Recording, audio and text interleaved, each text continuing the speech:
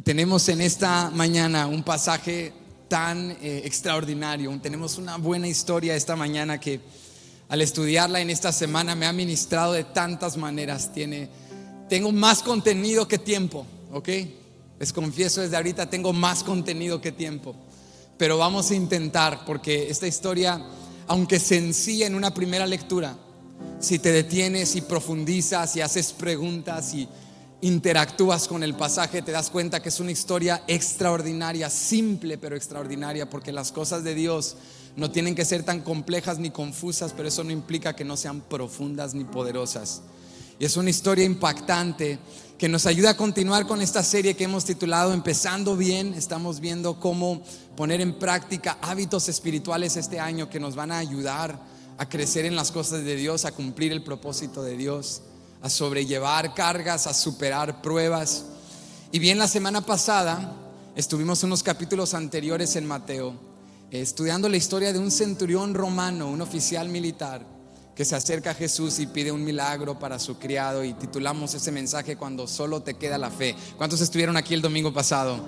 Cuando solo te queda la fe. Nos dimos cuenta que la fe es más de lo que piensas, y no es simplemente la fe, pero la fe en Dios lo que tiene el poder. Pero hoy quiero llevarte un paso más del tema de la fe y hablarte y desafiarte de que no solo necesitamos tener fe, pero necesitamos una fe que persiste, una fe que persevera incluso cuando hay obstáculos y hay desafíos. Esto es justo lo que esta historia nos enseña. Mateo 15, verso 21 en adelante dice: saliendo Jesús de allí, se fue a la región de Tiro y de Sidón. Y he aquí una mujer cananea que había salido de aquella región clamaba diciéndole: Señor, Hijo de David, ten misericordia de mí. Mi hija es gravemente atormentada por un demonio. Pero Jesús no le respondió palabra. Entonces, acercándose sus discípulos, le rogaron diciendo: despídela, pues da voces tras nosotros. Él respondiendo dijo: no soy enviado sino a las ovejas perdidas de la casa de Israel. Entonces ella vino y se postró ante él diciendo: Señor, socórreme. Respondiendo él dijo: no está bien tomar el pan de los hijos y echarlo a los perrillos. Y ella dijo: sí, Señor, pero aún los perrillos comen de las migajas que caen de la mesa de sus amos. Entonces respondiendo Jesús dijo: oh mujer, grande es tu fe. ¿Qué le dijo? Grande es tu fe, hágase contigo como quieres. Y su hija fue sanada desde aquella hora. Yo quiero hablarte en este día bajo el tema: cuando todo está en tu contra. Cuando todo está en tu contra. ¿Cuántos están listos? Vamos a orar. Padre, te damos gracias por este día. Gracias por tu presencia y por tu palabra. Háblanos de una manera personal. Ayúdanos a sustentar nuestra fe en este día, no solo para creer en ti, pero para creer en ti incluso cuando tú no respondes a nuestro tiempo. A creer incluso cuando hay obstáculos. A creer incluso cuando sea difícil. Queremos aprender a creer cuando parece que todo está en nuestra contra. Enséñanos, Señor, a depender de ti con una fe persistente. Y creemos que tú nos vas a hablar y que al poner en práctica lo que nos digas, vamos a ver un impacto, un cambio en nuestras vidas. Pedimos esto en tu nombre. Amén y amén. Pueden ocupar su lugar.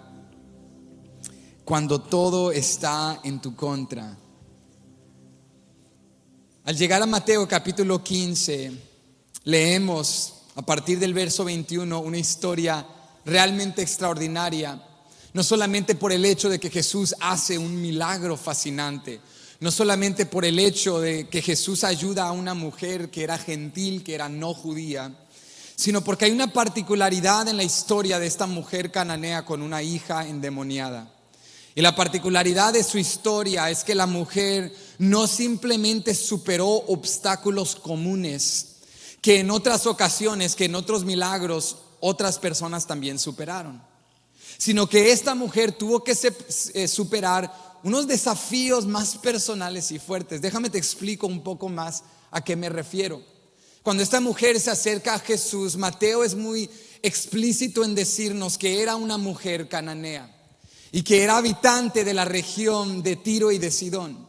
En otras palabras, era una mujer no judía, una mujer que no tenía cabida ni lugar acercándose a Jesús. Entonces los eruditos nos dicen que por múltiples razones esta mujer tuvo que superar un triple obstáculo para llegar a Jesús. En primera instancia tuvo que superar un obstáculo social. Ella era una mujer y Jesús era un rabí, un maestro de la ley judío. Y en la cultura en la cual Jesús vivía y desarrollaba su ministerio, una mujer no se le podía acercar a un hombre y hablarle de una manera tan libre, de una manera tan expresiva como lo hizo esta mujer, de una manera tan desesperada. No era una práctica común o socialmente aceptable. Sin embargo, la mujer lo hizo, superó un obstáculo social, pero también tuvo que superar un obstáculo religioso. Ella era una mujer pagana, una mujer idólatra, una mujer de una tierra que no adoraba al Dios de Israel. Sin embargo, su circunstancia la trajo a un momento de crisis donde no le interesó el obstáculo social ni el obstáculo religioso. Vino a Jesús y rogó por el milagro que su hija necesitaba. Pero en tercer lugar, tuvo que superar un obstáculo racial, un obstáculo étnico, porque ella era una mujer sirofenicia. En otras palabras, una mujer que venía de una región de dos ciudades que estaban en la costa del Mediterráneo, que eran lugares donde se adoraban a otros dioses, lugares que, aunque cercanos a Israel, no era pueblo que pertenecía al pacto de Dios. Y sin embargo viene a este judío y le pide ayuda. Pero estos tres obstáculos que esta mujer supera no son tan anormales.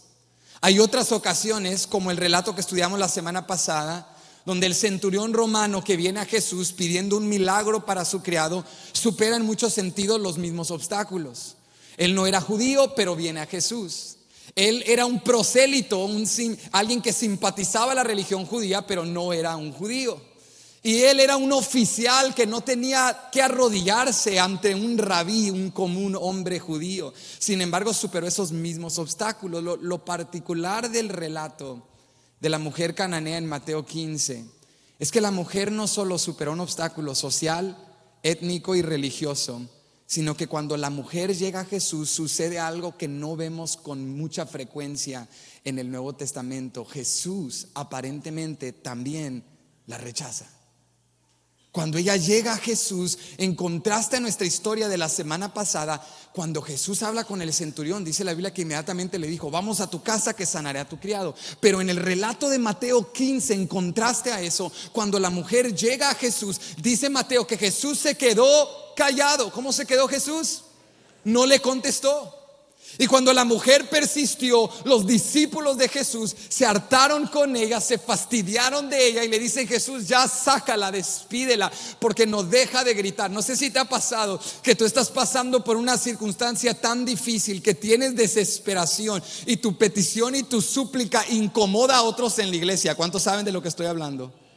Que estás en la iglesia llorando, que estás gimiendo, que estás gritando a alta voz, incomodas a la gente dice: pues esta persona, ¿qué está haciendo aquí? Bueno, esta mujer incomodó a los discípulos de Jesús.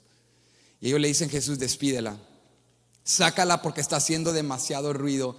Y luego viene la prueba final, cuando ella se acerca a Cristo. Cristo, en lugar de decirle: ok, aquí está tu milagro, he visto tu fe, no, Jesús le dice: mira, yo he venido principalmente a las ovejas de la casa de Israel. Yo vengo a dar pan a los hijos, no a los perrillos. Yo no tengo ahorita el tiempo ministerial de atenderte a ti, cuando el orden del plan redentor de mi Padre es empezar con los judíos. No tengo tiempo para ti. Y este desafío particular nos enseña algo diferente de esta mujer, que nos sirve para nuestro mensaje del día de hoy. En momentos que tú y yo sentimos que todo, incluso Dios, están en nuestra contra.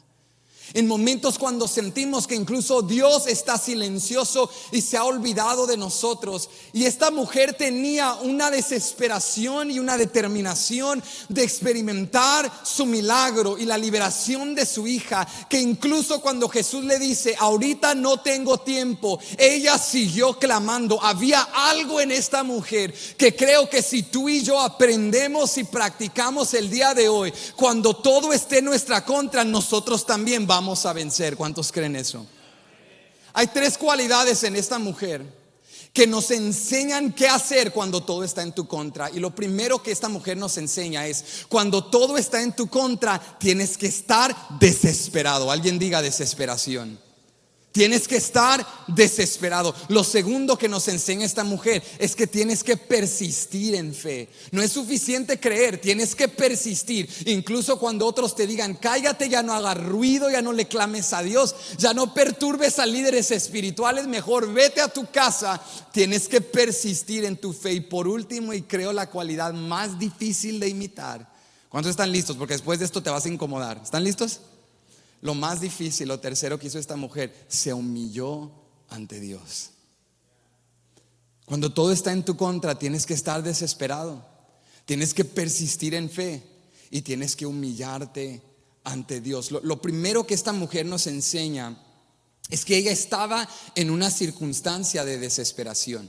Y para que tú y yo entendamos un poco del contexto de por qué tiene tanto peso el hecho de que ella fuera gentil, y fuera gentil de una tierra muy particular, para que tú y yo entendamos el significado de eso, quiero invitarte que volvamos al verso 21. Estamos en Mateo capítulo 15, verso 21, y presta atención lo que dice aquí: saliendo Jesús de allí, se fue a la región de Tiro y de Sidón. Ahora escúchame, yo sé cómo somos los lectores bíblicos, que cuando tú abres tu Biblia en casa y comienzas a leer un relato, una narrativa, alguna historia, te saltas rápido todos los nombres históricos, todas las ciudades, todo lo aburrido, porque queremos ir a lo bueno. ¿Dónde está el milagro? Quiero ver cuando Jesús multiplica panes y peces y camina sobre el agua y hace cosas extraordinarias, y cuando Dios abre el mar en dos. Pero a veces las ciudades y los lugares históricos y los nombres nos aburren, no los brincamos, porque a veces no entendemos que esos detalles están ahí por un propósito muy específico. Y esta mañana yo quiero desafiarte. Ahorita vamos a llegar a lo bueno. Yo sé que estamos desesperados por llegar al milagro, pero antes de ir al milagro, quiero que hablemos un poquito de la región de Tiro y Sidón. Porque si Mateo incluye este detalle en nuestra historia, es por un propósito. Tú y yo sabemos que todo buen escritor, cuando escribe una historia, añade detalles con propósito. Los detalles tienen el propósito de ayudarte a visualizar, a imaginar, a meterte en el entorno de la historia, a sentir lo que el protagonista o los personajes están sintiendo. Los detalles aportan o contribuyen a la experiencia integral de sumergirte en la historia, y la Biblia no es ninguna excepción. Cuando el Espíritu Santo inspiró las Sagradas Escrituras, cada detalle tiene una importancia. Entonces, cuando tú lees la Biblia, no te saltes nada, todo tiene importancia.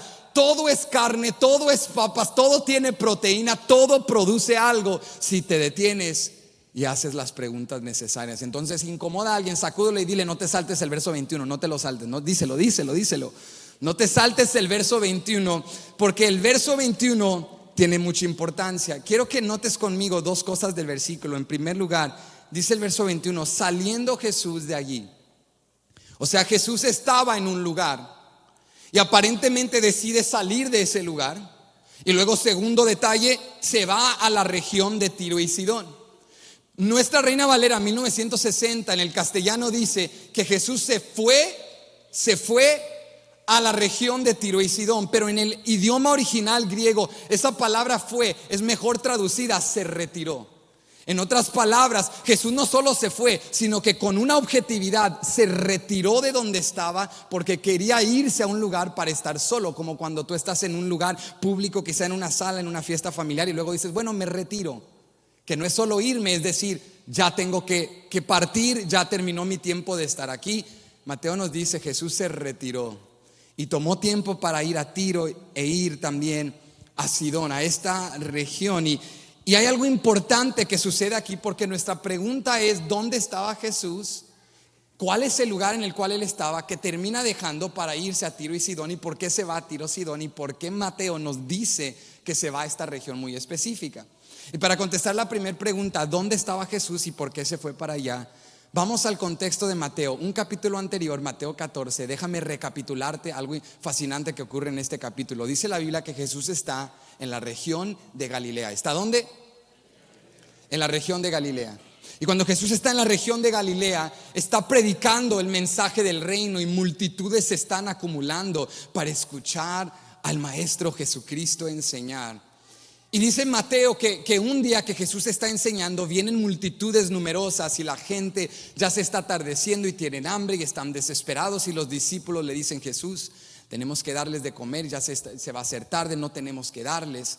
Y hay un niño que tiene un lonche pequeño, 5 panes, 2 peces, y toma Jesús ese lonche y lo multiplica. Y dice la Biblia que da de comer a 5,000 hombres, no incluyendo mujeres ni niños. Iglesia, si eran latinos, eso fue en grande. Estamos hablando, si eran como los latinos, en números de 30, 40 mil personas. Pero hablando en serio, los eruditos estiman que eran más de 30,000 personas.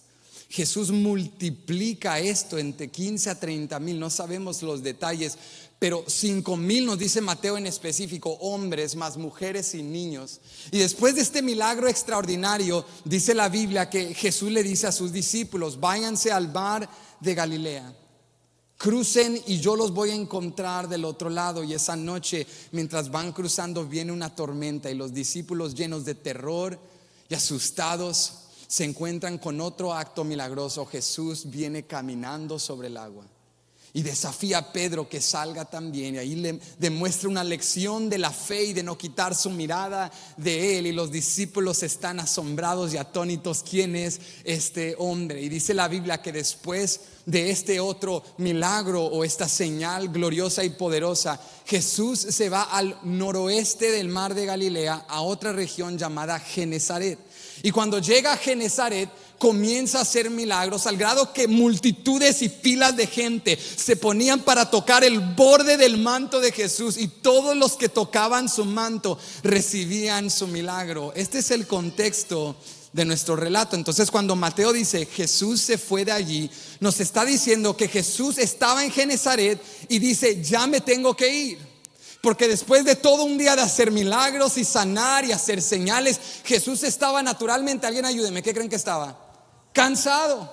Y Jesús quería irse a descansar. Entonces Jesús dice: voy a irme de Genesaret, y decide, de todos los lugares a los que se puede irse a una región más al lado, una región más allá de Genesaret, y se va al oeste a una región llamada Tiro y Sidón.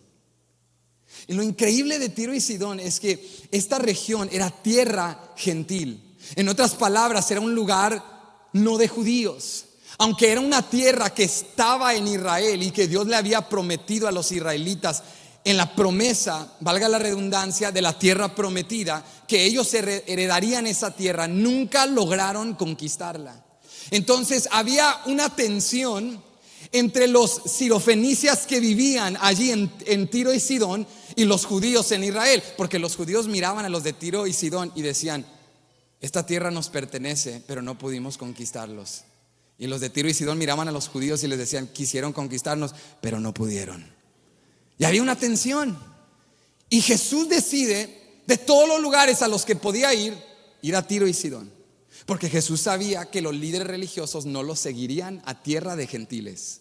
Jesús sabía que las multitudes no los seguirían a tierra de gentiles. Entonces va a este lugar para descansar, va a este lugar para tomar un tiempo a solas con sus discípulos.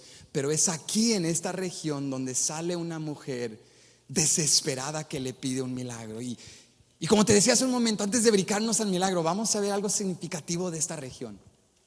Porque la Biblia nos habla mucho, tanto en el Antiguo como en el Nuevo Testamento, en múltiples ocasiones, de la región de Tiro y de Sidón. La Biblia nos enseña que para los lectores de Mateo, estas ciudades, esta región, no eran lugares desconocidos. Ellos los conocían muy bien. Te dije hace un momento que en la era de conquista, cuando el pueblo de Dios quiso conquistar a Tiro y Sidón, no pudieron prevalecer contra ellos. Dice la Biblia después que en el Reino Unido, cuando estaba el gran rey Salomón, el más sabio de toda la tierra, se empezó a apartar de Dios y a casarse con muchas mujeres y tomar amantes y concubinas. Y estas mujeres venían de países vecinos paganos y venían introduciendo la idolatría de sus dioses falsos. Y dice la Biblia en el Antiguo Testamento que Salomón se casó con mujeres de muchas regiones, pero una de las ciudades de las cuales tomó mujeres es de la ciudad de Sidón. Dice después la Biblia que en el reino dividido, cuando el reino del norte y el sur se dividen, en el norte había un rey llamado Acab, que fue uno de los reyes más malos y apartados de Dios que la nación de Israel tuvo. Ese hombre se casa con una princesa fenicia que se llamaba Jezabel, y Jezabel era hija del rey, ¿de dónde crees? Ayúdame, Sidón. Por la historia de la Biblia en el Antiguo Testamento vamos aprendiendo que Tiro y Sidón para los judíos son sitios que siempre representan idolatría, pecado, maldad, rivalidad, enemistad. Pero acá decide ir Jesús a descansar.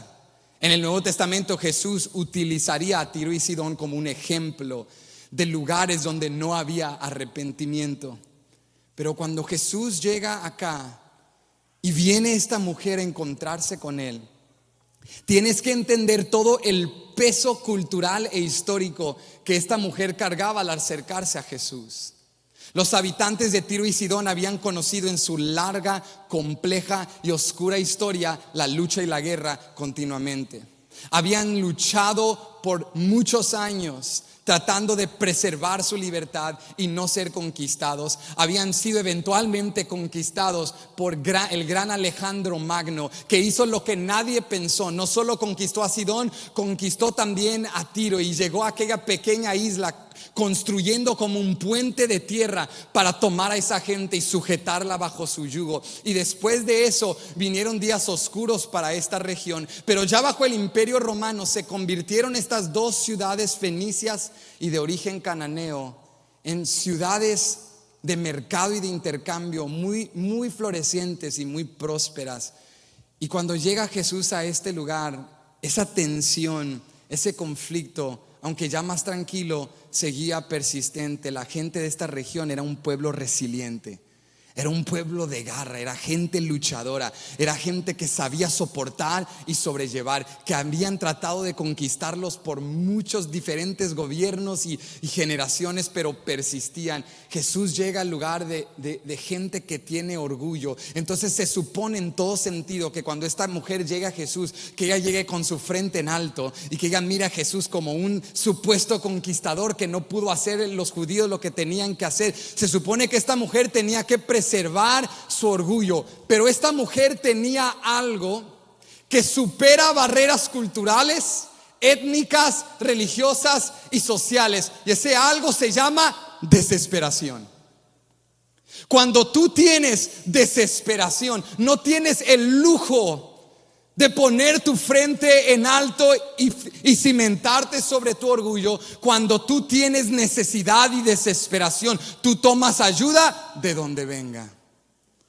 ¿O acaso no te ha pasado alguna vez en tu vida que estás pasando necesidad y necesitas algo? Alguien que no ha comido y tiene hambre no se pone de fancy con demandas.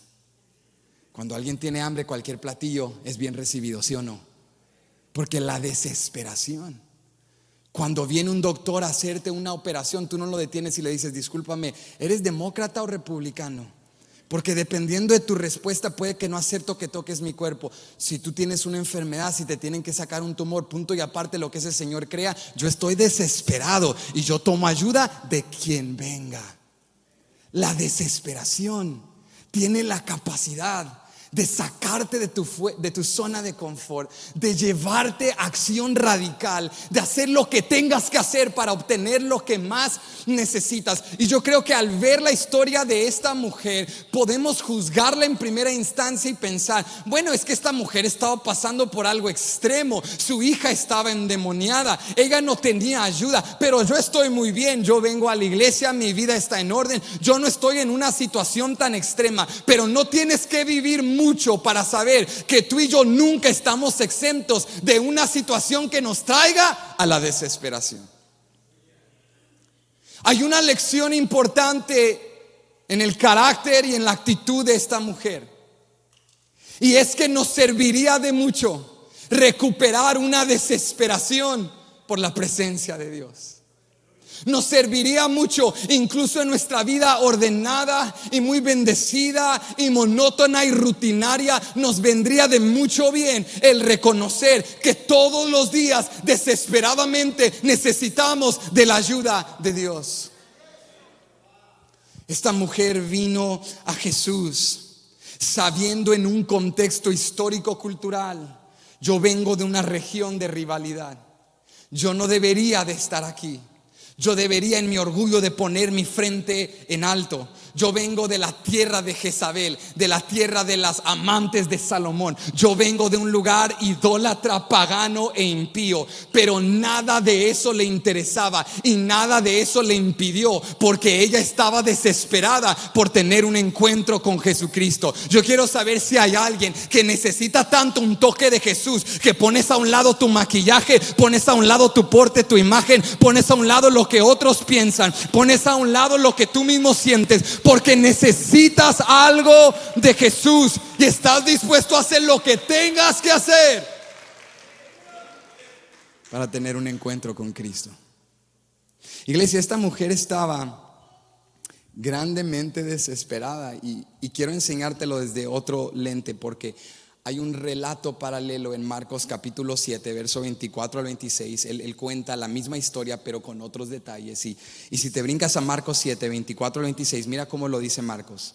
Levantándose de allí, se fue a la región de Tiro y de Sidón, y entrando en una casa no quiso que nadie lo supiese, pero no pudo esconderse. Entonces mira lo que le suma Marcos. Marcos nos dice: cuando Jesús llega a Tiro y Sidón, no está en la calle, busca una casa. Y entra a esa casa, se retiró de Genezaret y se fue a esta región de cananeos. ¿Por qué? Porque quiso estar solo, pero no pudo. En un mundo en el cual no había Instagram, no había Twitter, no había Facebook, no había redes sociales, la voz corrió, hermano, porque desde los días de Jesús hasta los días nuestros el chisme es más rápido que Twitter. Y el chisme sigue siendo más rápido que Instagram. Y corre la voz. Jesús apenas le dice a sus discípulos: vámonos de Genezaret, vámonos al oeste, vámonos a la región de Tiro y Sidón, porque allá nadie me va a seguir, porque es tierra gentil, es tierra impía, es tierra pagana. Pero al llegar ya la voz estaba corriendo. Y mira lo que nos dice Marcos acerca de esta mujer. Mira lo que nos dice en el versículo 25: porque una mujer cuya hija tenía un espíritu inmundo, luego que oyó de él, vino y se postró a sus pies. La mujer era griega y sirofenicia de nación, y le rogaba que echase fuera de su hija al demonio. Entonces la mujer escucha hablar de Jesús, está ahí en su casa, en su hogar, y viene el chisme y le dicen: hey, ese Jesús hacedor de milagros está en Tiro y Sidón. La mujer dice: ¿qué? El que estaba en Galilea está acá. ¿Y dónde está? Y la mujer comienza a hacer preguntas y comienza a ir con las vecinas y le dice a una: ¿dónde está? Y una le dice: no, se fue al norte, y la otra le dice al sur, porque las vecinas siempre te dicen, ¿verdad?, cosas contrarias. Una te dice por acá, la otra te dice por allá, y tú dices: pues voy a intentar ambos lados porque estoy desesperada.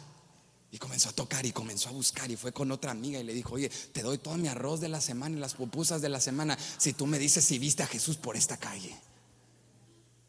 Y la mujer, buscando, termina ubicando la casa en la que estaba Jesús, y estaba tan desesperada que se mete en una casa donde no había sido invitada y le pide a Jesús: tienes que sanar a mi hija. ¿Cuál era la fuente de su desesperación? Que esta mujer tenía una hija que estaba poseída por un espíritu maligno.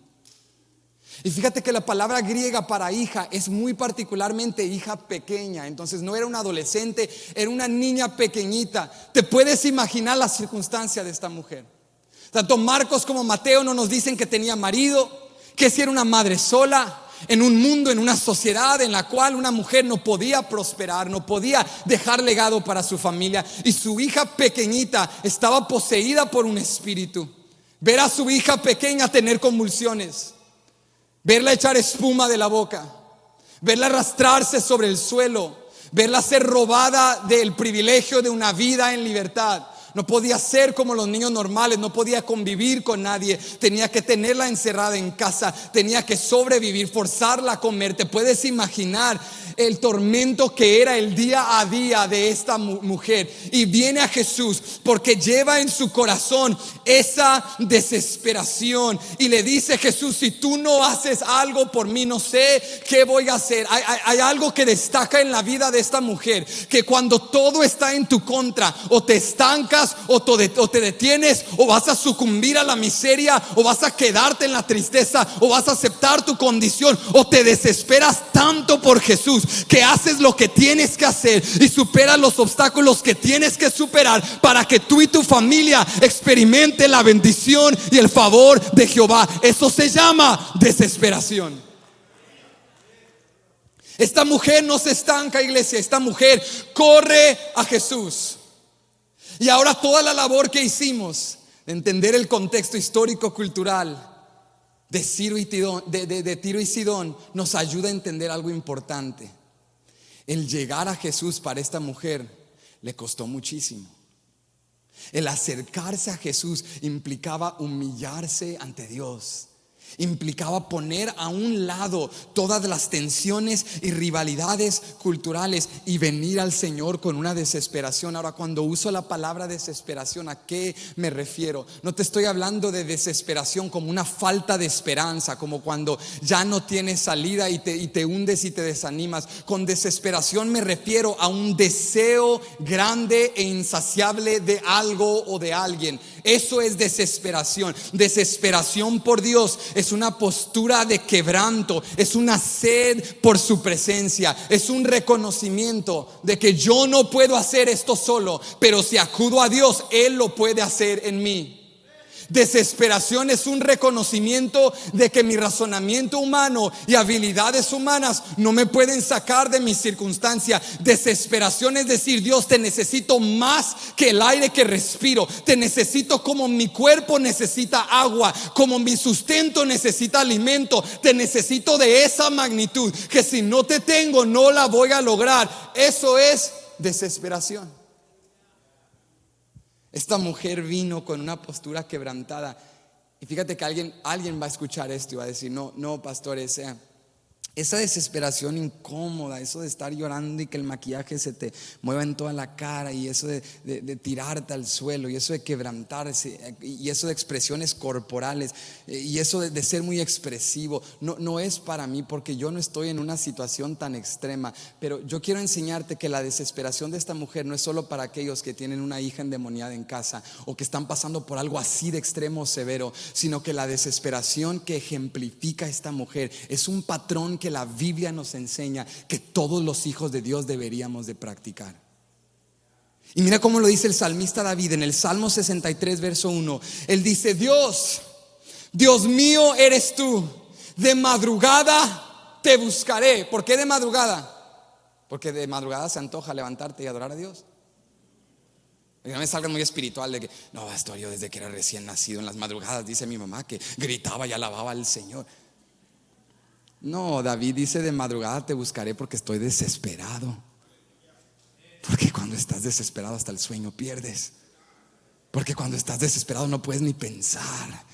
Cuando estás desesperado, tu cerebro es como una máquina que va corriendo. ¿Y cómo le voy a hacer mañana? ¿Y cómo voy a pagar esto? ¿Y cómo voy a salir de esto? ¿Y cómo voy a sobrellevar esta carga? Y ansiedad, y afán, y preocupación. Y te tiene en la noche así que dices: no tengo otra más que orar, no tengo opción más que orar. La desesperación te lleva a hacer lo que tengas que hacer para tocar la presencia de Dios. Y David dice: de madrugada te buscaré. Mi alma tiene sed de ti, mi carne te anhela en tierra seca y árida, donde no hay aguas. Nota lo más fascinante de esta expresión de David. Está al inicio del verso 1. Él dice: Dios mío eres tú. O sea, David está diciendo: eres mi Dios, tengo una relación contigo, pero incluso así sigo desesperado por ti. Eres mi Dios, pero tengo sed de ti. Mi carne te anhela en tierra seca y árida. Yo sé que sin ti no encontraré aguas para saciar mi alma. David nos dice: los hijos de Dios no solo necesitamos desesperación en los momentos más difíciles, los hijos de Dios debemos vivir desesperados. Iglesia, quiero desafiarte el día de hoy que si tú y yo estamos demasiado cómodos, que si hemos caído en el grave error de pensar que hemos escogido buscar a Dios en lugar de entender que desesperadamente necesitamos a Dios todos los días. Que si estamos tan cómodos que al ver la historia de esta mujer, más que verla con lástima y compasión, la vemos como un espejo, un reflejo, y entendemos: Dios, me falta un poquito de esa desesperación. Me falta un poquito de esa pasión por tu presencia. Me falta no estar tan arreglado y presentable y perfecto, que no dé espacio al reconocimiento de que si no fuese por tu gracia, yo estaría todavía hundido en pecado. De que si no fuese por tu bondad y tu misericordia, yo no estaría aquí. Iglesia, bendito sea Dios que Cristo fue a Tiro y Sidón, y que Cristo entra a espacios de pecado y lugares inmundos y lugares de idolatría y lugares de quebranto, y no espera que ellos vengan a Él. Jesús dice: yo iré, y aunque voy a descansar, yo tengo espacio para ti. Voy a probar tu fe, pero si estás lo suficientemente desesperado, yo estoy dispuesto a obrar a tu favor. Jesús está en esta tierra pagana, pero acá esta mujer tiene tanta desesperación que pone a un lado todas esas barreras. Y quiero que notes algo: su desesperación no era una desesperación impulsiva. No era cuestión de que, bueno, ya no sé qué hacer, entonces a ver qué puede hacer este Jesús. No era un impulso. La manera en la cual la mujer se refiere a Jesús nos indica que no era un impulso, no era una desesperación impulsiva, era una desesperación fundamentada en la verdad. Vuelve conmigo a Mateo capítulo 15, verso 22, míralo aquí. Y he aquí una mujer cananea que había salido de aquella región clamaba diciéndole: Señor, Hijo de David, ten misericordia de mí. Mi hija es gravemente atormentada por un demonio. ¿Cómo describió a Jesús? Usó dos títulos: Señor, Hijo de David. ¿Cuáles usó? Señor, Hijo de David. Ahora ojo con esto: una mujer pagana, una impía, una sirofenicia, una cananea, está declarando de Jesús lo que ni siquiera su propio pueblo reconocía de Él. Esta mujer no viene y dice: hacedor de milagros, me dieron el chisme de que haces milagros, ¿me puedes ayudar? Esta mujer venía desesperada porque creía algo acerca de Jesús. Tú eres Señor y tú eres el Hijo de David. Y si eres el Señor y el Hijo de David, tú puedes hacer este milagro. Señor es un título que significa maestro, soberano, el poderoso, el que tiene autoridad. Pero Hijo de David es un título mesiánico. En el Antiguo Testamento Dios le prometió a David que por medio de su linaje traería un reino perpetuo, un reino eterno, que de su linaje vendría el Mesías, el ungido, el Rey de Reyes. Cuando los judíos empleaban el título mesiánico Hijo de David, le hablaban a aquel que era enviado, ungido de parte de Dios, que sería el rey para siempre. Esta mujer está diciendo: yo no soy judía, yo soy sirofenicia, yo no tengo cabida en el pacto, pero yo creo que tú eres el Hijo de David. Yo creo que tú eres el Rey de Reyes. Sabes, no te limites, no te estanques en tu desesperación. No te quedes en una actitud de voy a esperar que Dios haga algo porque no sé lo suficiente, porque no tengo lo suficiente. Esta mujer nos enseña: cuando conoces la verdad, aunque lo que conozcas sea pequeñito, si conoces lo suficiente, puedes accionar sobre lo que crees, puedes accionar sobre lo que conoces, y con esa fe pequeña y débil, Dios puede hacer algo grande. ¿Sabes por qué? Porque el impacto no está en la intensidad de tu fe, sino en la confiabilidad de aquel en quien estás creyendo. Yo puedo tener mucha fe apasionada e intensa en alguien irresponsable, en alguien no confiable, y esa fe, por lo intenso y apasionada que sea, no sirve de nada. Es una fe inútil, es una fe ineficaz, es una fe infructífera. Pero si tengo una fe débil, chiquitita, pequeñita, pero en alguien confiable, yo puedo invertir todo lo que tengo en alguien que no es confiable y lo pierdo todo. O yo puedo poner lo poco que tengo en manos de un Dios que toma 5 panes y 2 peces, que camina sobre aguas, que le dice al centurión: está bien, no voy a tu casa, doy la palabra, tu criado está sanado, y en esa misma hora fue sanado.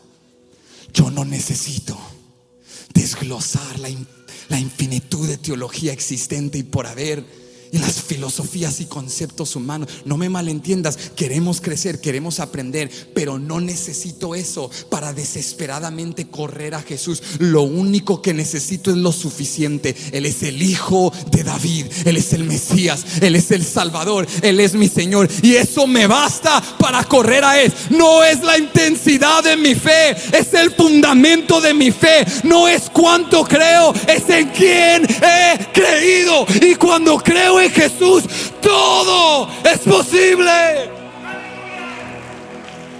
Pastor, mi fe es débil, mi fe es fluctuante. Está bien, hermano, pero ¿en quién está tu fe?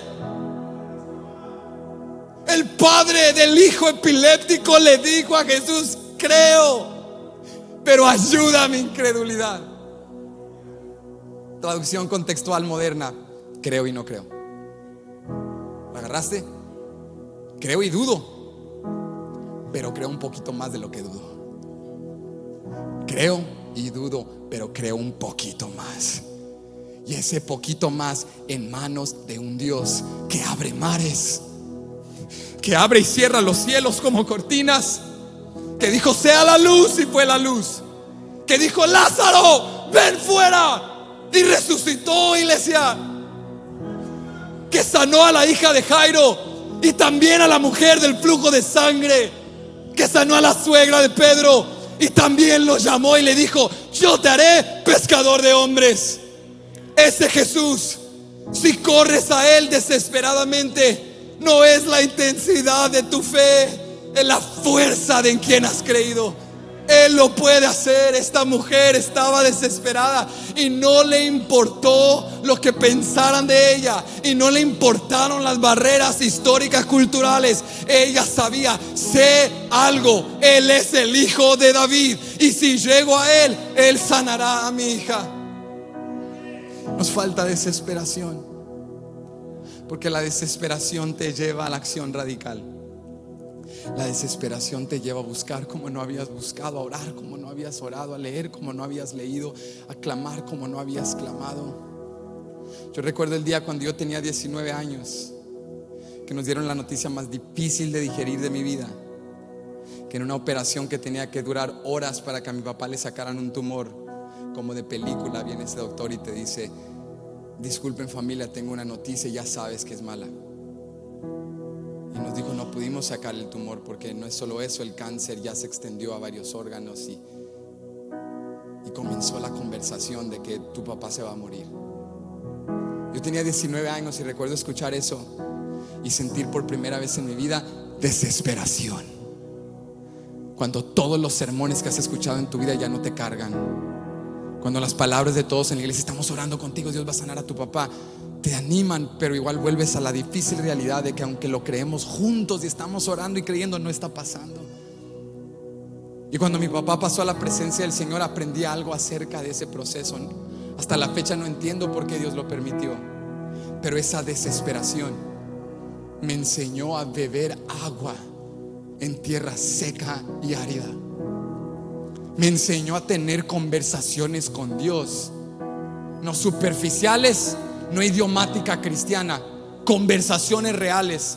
Si eres un Dios bueno, si eres soberano, ¿por qué sufren los justos? Y en esa desesperación conoces a Dios. Iglesia, la garantía de la desesperación no es que Dios te va a dar lo que quieres, pero sí es que conocerás al Dios que necesitas. Ese es el poder de la fe desesperada. Una fe que dice: no basta quedarme sentado, yo quiero nadar, yo quiero caminar en las aguas con Él, yo quiero partir el mar en dos y cruzar con ellos las historias que leo. Yo quiero vivirlas, yo quiero vencer a mis gigantes, yo quiero conquistar nuevas tierras, yo quiero multiplicar panes y peces, yo quiero que mis hijos y los hijos de mis hijos vean la gloria de Dios. Esta es una fe desesperada. Una fe que te incomoda, que te saca, que te lleva. Esta mujer no estaba creyendo a la Iseba, no creía en lo invisible, no creía simplemente en una fe ciega, no creía en el abismo, creía en el Hijo de David. Desesperación fundamentada en verdad. Y viene y le dice: Jesús, te necesito, por favor, ayúdame, quiero que hagas algo en mi vida, por favor, sin ti no lo puedo hacer. Y esa desesperación la lleva a una acción radical. Te dije en primer lugar que cuando todo está en tu contra, cuando parece que todo viene y no puedes parar, no sabes cómo soportar, lo primero que debes hacer es seguir desesperado por Jesús. Pero lo segundo que tienes que hacer es aprender a persistir en fe. Yo quisiera decirte que en el relato de la mujer sirofenicia, cuando llega Jesús, Jesús le dice: ya tranquila, no llores más, recibe tu milagro. Pero no, Jesús retó su fe. Mira el verso 23. Pero Jesús no le respondió palabra. ¿Qué hizo Jesús? No tratemos de hacerlo escuchar así como más bonito. Quizá no la escuchó. Iglesia, la ignoró. Pero no la ignoró porque sea un Dios malo, la ignoró porque la estaba probando. Escúchame, el silencio de Dios no es sinónimo de indiferencia. El silencio de Dios es sinónimo de proceso. ¿Lo entendiste? El silencio de Dios no es sinónimo de indiferencia. El silencio de Dios es sinónimo de proceso. Jesús se queda callado y luego mira lo que sucede. Mira lo que sucede. No le contestó palabra. Entonces, acercándose sus discípulos, le rogaron diciendo: despídela, pues da voces tras nosotros. Esa es la difícil realidad. Pero venimos a la iglesia a hablar realidades, ¿sí o no? Esa es la difícil realidad. A veces cuando tú más necesitas a Dios, la gente que más se supone que te debería de ayudar son un obstáculo. La mujer llega a la casa, le pide a Jesús ayuda, y entre ella y Jesús están los discípulos, y lo primero que dicen es: Jesús, despídela. Porque alguien desesperado incomoda. Porque cuando le preguntas a un hermano en la iglesia: ¿y cómo estás? Y tú quieres que te conteste lo que es fácil, lo que no te incomoda, lo que no te va a llevar a tener que orar por ellos, lo que no te va a llevar a tener que ir a visitarlos al hospital, lo que no te va a llevar a tener que darles un regalo, lo que no te va a llevar a tener que te cueste algo. ¿Cómo estás, hermano? Y lo que realmente queremos escuchar es bendición. Qué bueno. Pero cuando las cosas se ponen reales, incómodas, te dicen: no, hermano, pues la verdad andamos muy mal, y fíjese que nuestra hija está muy enferma, y el matrimonio, pues estamos pasando por cosas. Y tú como que te incomodas, como que: ¿por qué me lo estás diciendo a mí? Es incómodo ser real. Es incómoda la desesperación. Los discípulos dicen: estamos cansados, córrela, sácala de aquí. Y a veces los que se supone que te deberían de ayudar, hay momentos donde todo estará en tu contra, que ni tu cónyuge te va a poder ayudar, ni tus padres te van a poder ayudar, ni tus hijos te van a poder ayudar, ni tus seres queridos, ni tus líderes, ni tus pastores. Dios va a permitir que vengas al fin de ti mismo y que estés en una circunstancia donde el único que te puede ayudar se llama Jesús. La mujer enfrenta dos obstáculos. El primero son los discípulos: despídela. Pero el segundo obstáculo, el segundo desafío, viene de Jesús. Verso 24. Él respondiendo dijo: no soy enviado sino a las ovejas perdidas de la casa de Israel. Jesús le dice: hay un orden en el plan redentor de mi Padre. He venido primero a ministrar a los judíos. Iré a los gentiles, pero vengo primero a los judíos. Y ahorita estoy descansando, mujer, no es la hora. Cuando tú y yo vamos desesperados a Dios, ¿cuántos a la primera oposición, al primer momento de silencio, decimos: Dios, ya me dejaste, ya me abandonaste, nos llenamos de duda? Pero esta mujer tenía una fe persistente. Y no quiero que descuides un detalle en el pasaje. Dice la Biblia, nota este detalle poderoso. Dice el versículo 23 que los discípulos le rogaron diciendo: despídela, pues da voces tras nosotros. Y yo no entendía esa palabra tras, la busqué en inglés y decía behind us. Y es lo mismo. Entonces dije: ¿pero qué significa esto? Y lo busqué en el idioma original, en griego. Y entonces, como dicen los mexicanos, me cayó el 20. Porque en el griego la palabra dice literalmente que gritaba detrás de ellos. Entonces lo pude visualizar. Jesús estaba en la casa con sus discípulos platicando, descansando, y la mujer entra desesperada. ¡Pah! ¡Oh Señor, Hijo de David, ten misericordia de mí! O sea, Jesús está del otro lado, los discípulos en medio, y ella gritando detrás de ellos. Y no deja de gritar incesante: Jesús, Hijo de David, ayúdame. Y los discípulos voltean y le dicen: Jesús, despídela, ya cállala, ya no aguantamos más. Y Jesús del otro lado le dice: mujer, yo he venido a los judíos, yo he venido solo a las ovejas perdidas de la casa de Israel. Ahorita no puedo contigo, pero cuando tienes desesperación por Dios y tienes persistencia en fe, tú entiendes que hay cosas que tienes que superar, hay cosas que tienes que sobrellevar, hay cosas que tienes que estar dispuesto a vencer. Y la mujer dijo: puedo quedarme aquí estancada, puedo aceptar mi miseria, puedo quedarme callada e irme a mi casa y mi hija queda endemoniada, pero yo estoy tan desesperada por Cristo y tengo una fe tan persistente que estoy dispuesta a ir alrededor de los discípulos y correr hasta la presencia de Jesús y postrarme ante sus ojos. Dice el próximo versículo, el verso 25, que la mujer fue a Jesús, corrió detrás y vino hasta Cristo y dijo: Señor, socórreme. Esa es fe persistente. Nada me detiene de recibir mi milagro.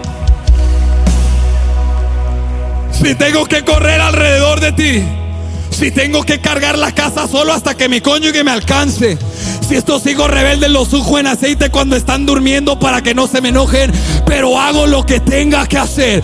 Corro por encima de cada obstáculo, tumbo cada barrera, porque tengo una fe que no para, no acaba, no se da por vencida. Tengo una fe que persiste.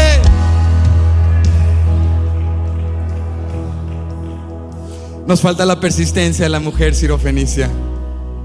Verso 25, no, la mujer se fue corriendo.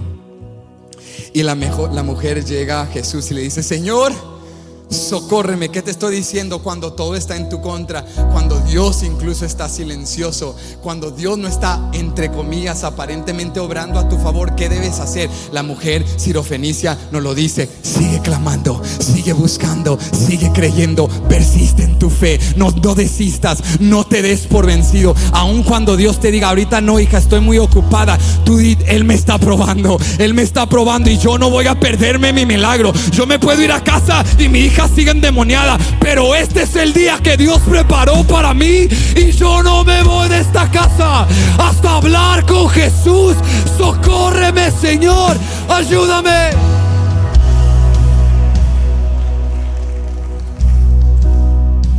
La mujer fue y clamó a Jesús. Y te quiero dejar con esto. Ya para este punto ya Jesús la probó. Ya la mujer está aquí postrada: socórreme, Jesús, ayúdame. Y ya se supone que ya, hija, ya levántate, ya. Tu hija está sana, ya tranquila, ya no más. Límpiate las lágrimas, pero arréglate el cabello un poquito porque la cosa se descontroló. Se te quebró un tacón en el proceso, ahorita lo arreglamos, no te agüites, tranquila. A Pedro me lo tumbaste, está un poco alterado, pero tú tranquila, todo bien, tu milagro está hecho. Pero no, porque viene la tercera cualidad de qué hacer cuando todo está en tu contra. Tienes que estar desesperado por Dios, tienes que persistir en fe. Pero por último, la prueba más grande, tienes que humillarte ante Dios. Cuando la mujer se postró y dijo: socórreme, Jesús no le dijo: recibe tu milagro. ¿Sabes qué hizo Jesús? Ya había probado su fe, ahora probó su corazón. Y le dijo: mujer, ¿cómo le voy a dar el pan de los hijos a los perrillos? Tú y yo escuchamos eso y se escucha en primera instancia como un insulto, ¿sí o no? Como que Jesús ha denigrado a esa mujer, le faltó el respeto, la llama como un perrillo. Las traducciones en inglés dicen que Jesús le dijo: ¿cómo voy a dar la comida de los hijos a los perros? Así lo dice en inglés. Pero la traducción en la Reina Valera 1960 es más correcta o más cercana al griego, porque Jesús usó la palabra de perrillos pequeños como perrillos domésticos de casa. Porque Jesús no los estaba llamando a los gentiles perros como los líderes religiosos lo hacían, como una falta de respeto y con desdén. Jesús estaba dando una ilustración para probar su humildad, para ver si la mujer como Sirofenicia de Tiro y Sidón se iba a poner de pie y decir: oye, ustedes nos han tratado de conquistar y nunca pudieron a mí no me hablas así, yo soy Benjamín Paredes. Pero cuando te humillas ante Dios, cuando ya no te importa el contexto, cuando ya no te importa que los discípulos que te criticaron están ahí viéndote en el suelo, tú solo estás viendo a Jesús. Jesús le dijo: no, El pan es para los hijos. Las bendiciones son para los judíos, no para los perrillos, no para los gentiles. Y la respuesta de la mujer nos desafía a todos, iglesia. La mujer le dice: sí, Señor, bien has dicho. Los panes, la comida es para los hijos, pero incluso los perrillos comen las migajas que caen de la mesa de sus amos. Yo creo tanto en ti que yo no necesito el pan, yo no necesito un platillo en la mesa, yo solo necesito las migajas, yo solo necesito lo que te queda. Yo sé que ya sanaste en Galilea y ya sanaste en Genezaret, pero aquí en Tiro de Sidón hay una mujer angustiada, hay una mujer desesperada, y hay una mujer que, aunque pagana, cree que tú eres el hijo de David. Yo no necesito el pan, yo no necesito el pacto, yo solo necesito las migajas. Y Cristo le dijo: mujer, grande es tu fe, como has pedido será hecho, tu hija ha sanado. Cuando te humillas ante Dios, cuando te humillas ante Dios, solo necesito migajas, Señor. Iglesia, Él no te da migajas, Él te sirve el pan. Cuando te humillas ante Dios, no solo recibes tu milagro, recibes un asiento en la mesa. Eres bienvenido a cenar con el Señor. Oh, la mujer estaba en una circunstancia donde todo estaba en su contra, pero desesperadamente buscó a Jesús, persistió en su fe y se humilló ante Dios. Y al escuchar esa palabra, corrió a su casa y su hija estaba sentada. Y por la primera vez en mucho tiempo le dijo mamá, y la abrazó. Y no había espuma, y no había convulsiones, y no había más demonio, porque una mujer que se humilló ante Dios vio la gloria de Dios en su familia. Hay alguien que se pone de pie con desesperación y dice: Señor, yo me humillo, solo necesito las migajas, solo necesito un toque, solo ocupo una palabra. Yo sé que eres el hijo de David.